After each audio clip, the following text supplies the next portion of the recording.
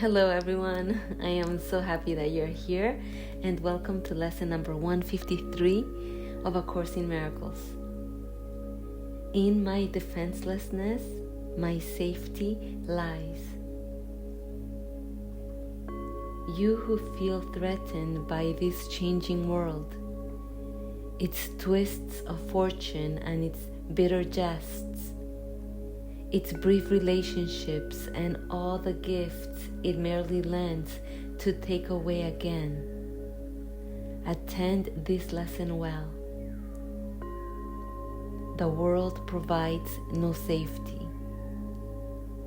It is rooted in attack, and all its gifts of seeming safety are illusory deceptions. It attacks and then attacks again. No peace of mind is possible where danger threatens thus. The world gives rise but to defensiveness. For threat brings anger. Anger makes attack seem reasonable, honestly provoked, and righteous in the name of self-defense. Yet, is defensiveness a double threat? For it attests to weakness and sets up a system of defense that cannot work. Now are the weak still further undermined, for there is treachery without and still a greater treachery within. The mind is now confused and knows not where to turn to find escape from its imaginings. It is as if a circle held it fast, wherein another circle bounded and another one in that, until escape no longer can be hoped for nor obtained.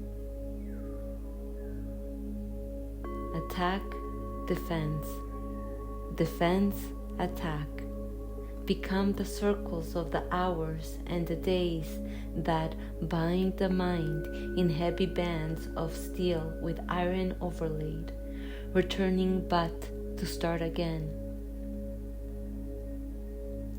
There seems to be no break nor ending in the ever-tightening grip of imprisonment upon the mind. Defenses are the costliest of all the prices which the ego would exact. In them lies madness, in a form so grim that hope of sanity seems but to be an idle dream beyond the possible. The sense of threat the world encourages is so much deeper and so far beyond the frenzy and intensity of which you can convince that you have no idea of all the devastation it has wrought. You are its slave. You know not what you do in fear of it. You do not understand how much you have been made to sacrifice, who feel its iron grip upon your heart. You do not realize what you have done to sabotage the holy peace of God by your defensiveness. For you behold the Son of God as but a victim to attack by fantasies, by dreams, and by illusions he has made. Yet helpless in their presence, needful only of defense by still more fantasies and dreams by which illusions of his safety comfort him. Defenselessness is strength. It testifies to recognition of the Christ in you. Perhaps you will recall the text maintains that choice is always made between Christ's strength and your own weakness, seen apart from Him. But defenselessness can never be attacked because it recognizes strength so great, attack is folly, or a silly game a tired child might play when he becomes too sleepy to remember what he wants. Defensiveness is weakness. It proclaims you have denied the Christ and come to fear His Father's anger. What can save you now from your delusion of an angry God, whose fearful image you believe you see at work in all the evils of the world? What but illusions could defend you now, when it is but illusions that you fight? We will not play such childish games today, for our true purpose is to save the world, and we would not exchange for foolishness the endless joy our function offers us. We would not let our happiness slip by because a fragment of a senseless dream happened to cross our minds, and we mistook the figures in it for the Son of God, its tiny instant for eternity. We look past dreams today and recognize that we need no defense because we are created unassailable, without all thought or wish or dream in which attack has any meaning. Now we cannot fear, for we have left all fearful thoughts behind. And in defenselessness we stand secure, serenely certain of our safety now, sure of salvation, sure we will fulfill our chosen purpose as our ministry extends its holy blessing through the world.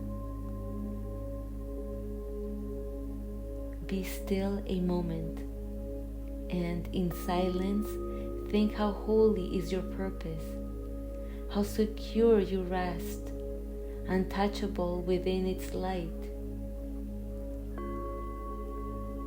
God's ministers have chosen that the truth be with them. Who is holier than they? Who could be surer than his happiness is fully guaranteed? And who could be more mightily protected? What defense could possibly be needed by the ones who are among the chosen ones of God, by His election and their own as well? It is the function of God's ministers to help their brothers choose as they have done. God has elected all, but few have come to realize His will is but their own.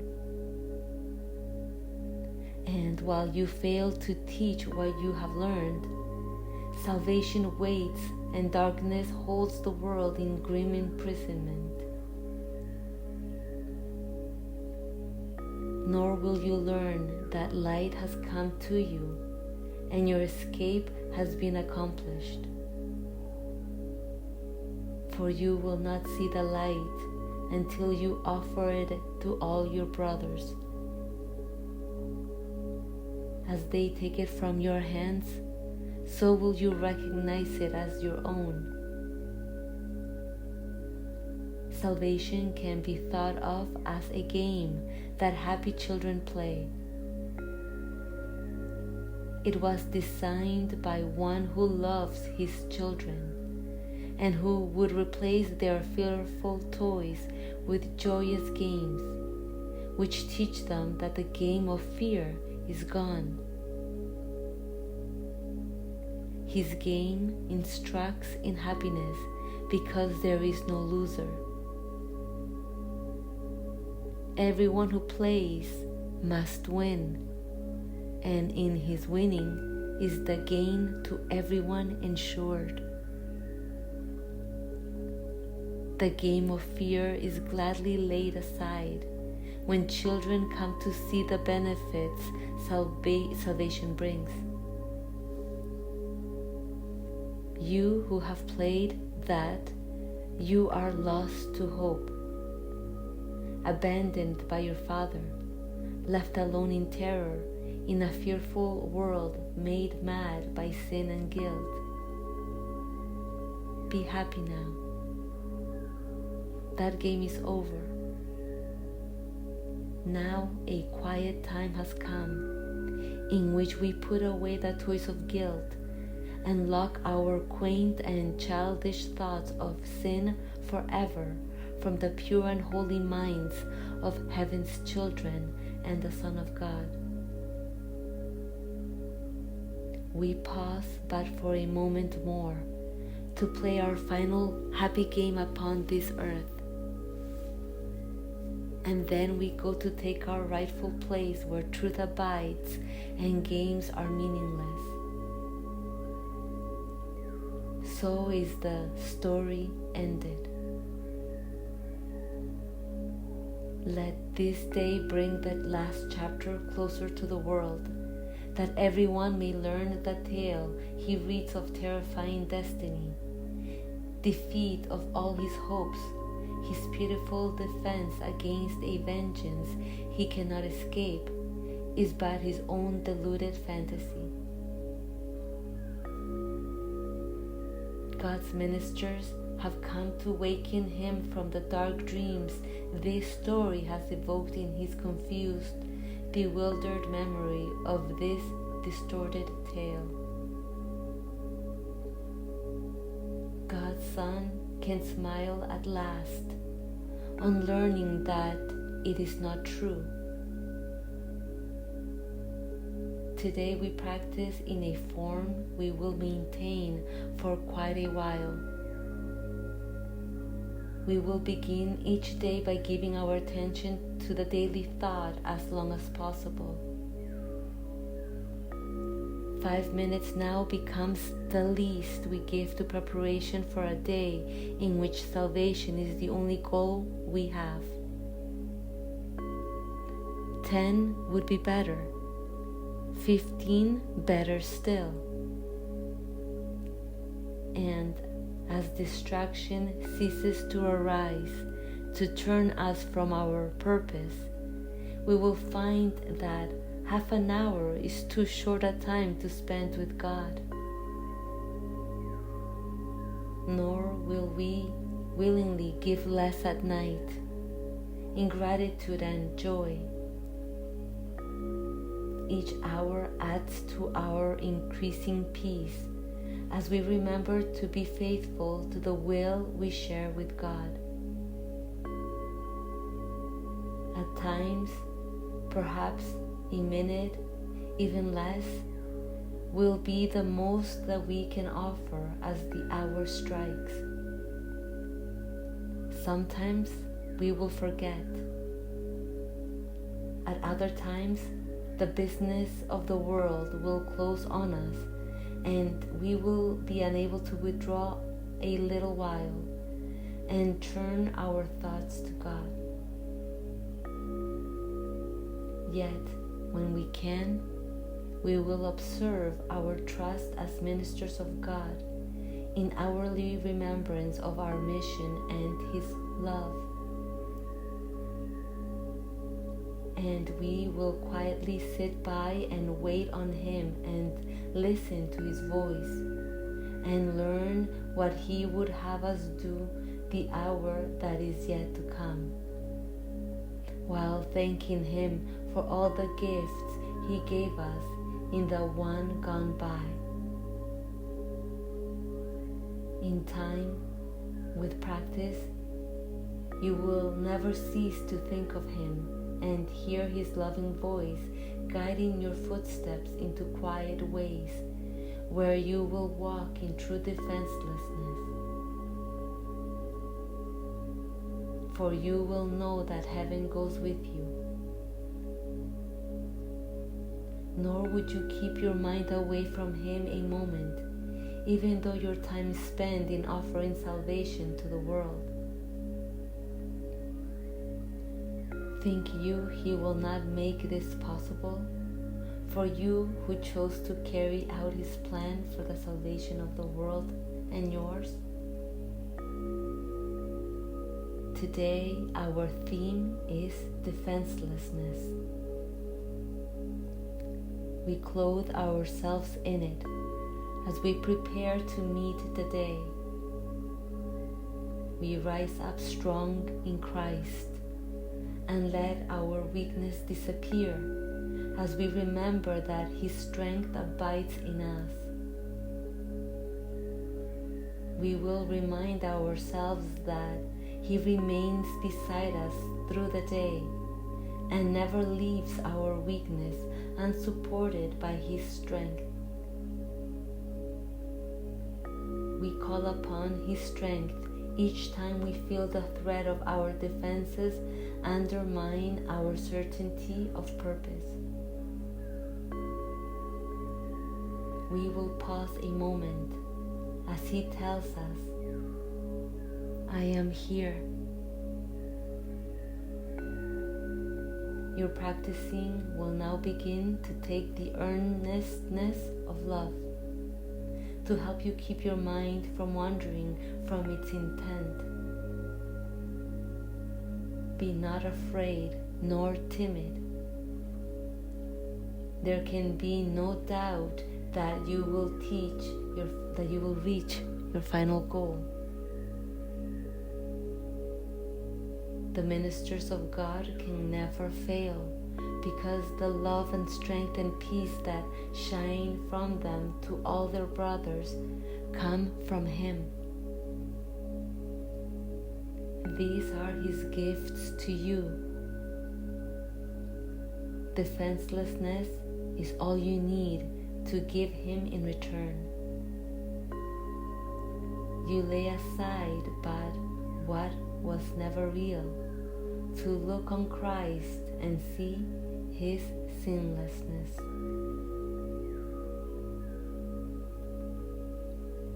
Okay, that is lesson number 153 of A Course in Miracles. In my defenselessness, my safety lies. Yes, and let's remember who needs defending but the conflicted mind of the apparent individual, the illusory one who fails to notice the ever-presence of the empty mind and therefore sabotages the peace of the eternal now. But how? By seemingly filling the spacious, immaculate mind of God with thoughts of attack and retaliation, in hopes that it will keep it safe. Thoughts, and more thoughts. And we may not notice how much of our day we spend thinking of what I should have said. Next time I will do this instead. Or tomorrow I will stock up on food or build a fortress to keep me safe from the dangers of the world. And I am not saying that it is bad to plan or to defend yourself in situations in which you are in danger. Anything can arise in the present moment. And I know that if I am in a burning building, I will be sounding the alarm and saying, get out, run. I would not be like, oh, but I'm eternal. Who cares about the fire? Or who cares about the turbulent waves of the ocean? I can't die. I'm going in. No, There is a difference between living your life in constant fear of threats and attacks, and having prudence. It is wise to exit a burning building. It is wise not to get in a swamp with crocodiles. It is wise not to walk in a dark alley late at night. That doesn't mean that you live your life in fear. It means you are in the world but not of it. It means you are following your intuition, and that's a good thing. That's smart. But what this lesson is alluding to is the never-ending fear that consumes us from the moment we get up until the moment we go to sleep, even while we are safe in our beds in our homes. Thinking, fearing, attacking, and thinking of more forms of defense. Fearing and claiming more fear. Thinking of ways to protect the body, to protect our loved ones. A repetitive habit that seemingly leads us away from peace, from ourselves, from the Christ mind. And so, by claiming fear, by claiming I am the body, we forget that we are co-creators with God now.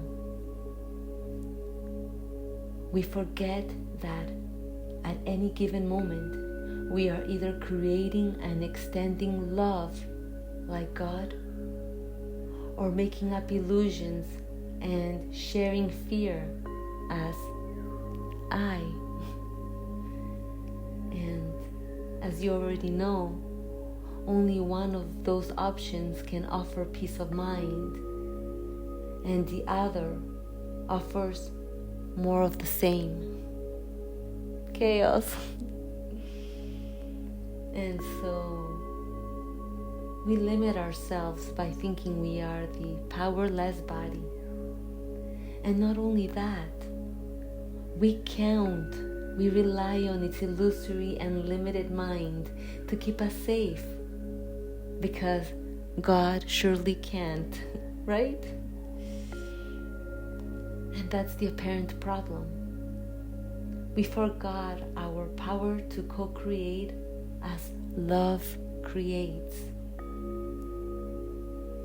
And this is the gist of what this lesson is referring to.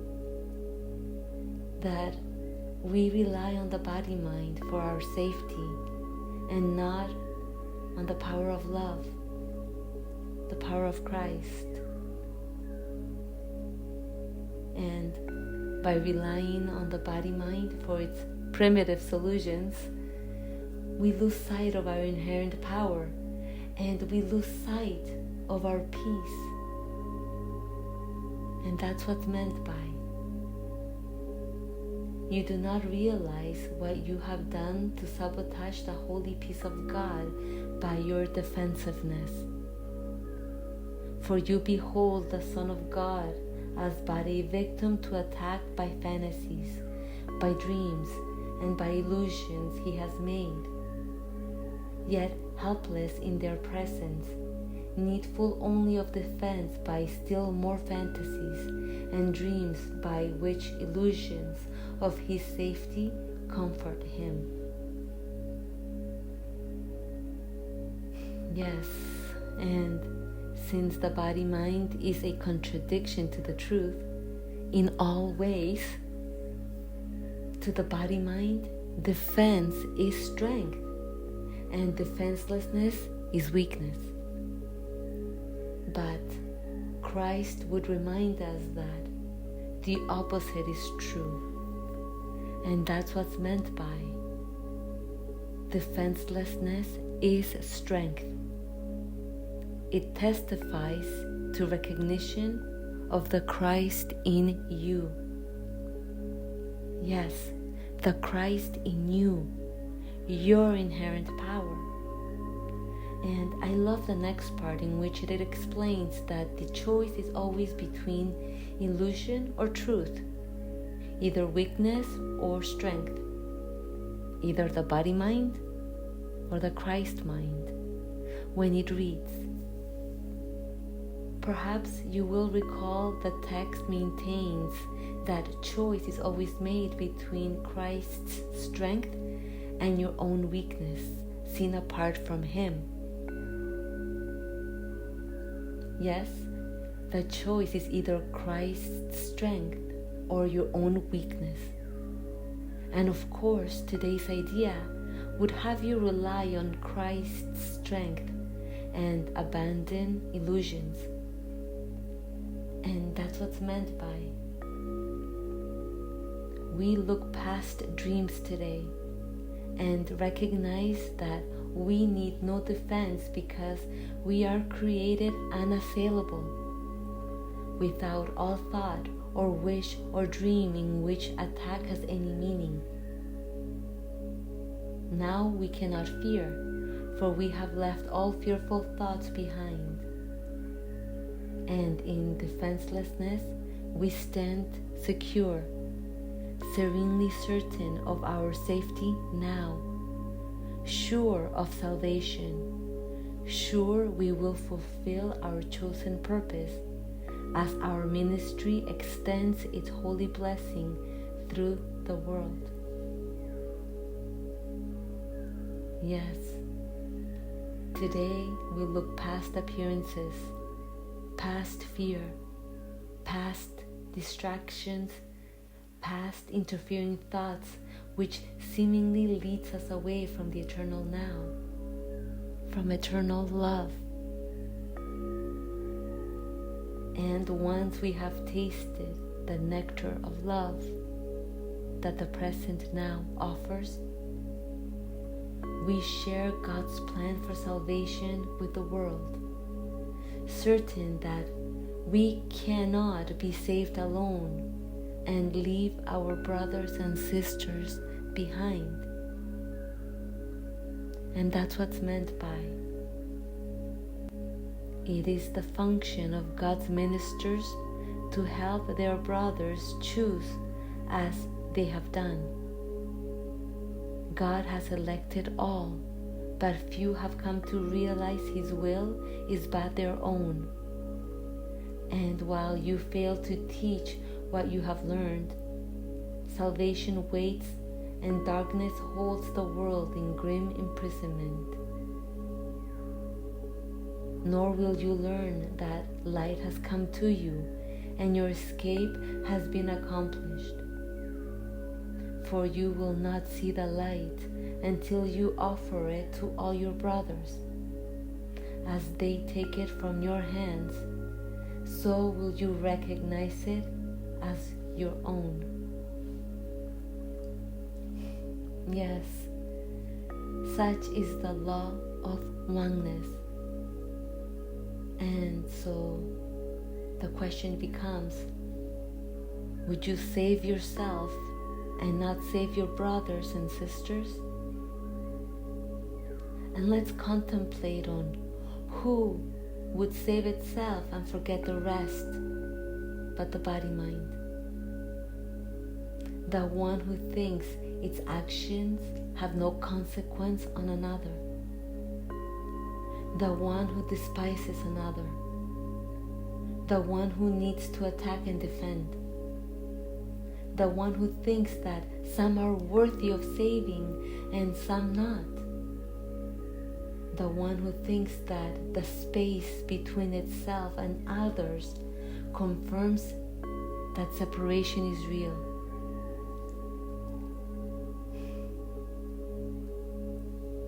So today, let's forget about those distractions and let's go within, where real power abides, where truth truly dwells. Let us forget what the world would say. Instead, let us trust the words of Christ. Let's remember love by recognizing love in one another. Let's look past appearances. Let's forget the play and the drama, and let's love as Christ loves. You cannot fail. The truth is staring right at you. It always has. It's time to let go of time, to let go of resentments, to let go of defenses, to let go of the illusion of separation, and remember eternity. Let's try to spend more and more time in silence and less time engaging with the labyrinth of the mind. Let's do this together in the name of peace, of love, of unity, in the name of Christ. Amen. I hope you enjoy practicing lesson number 153. Please let me know if you have any questions, and see you tomorrow for lesson number 154. Have a wonderful day. Bye.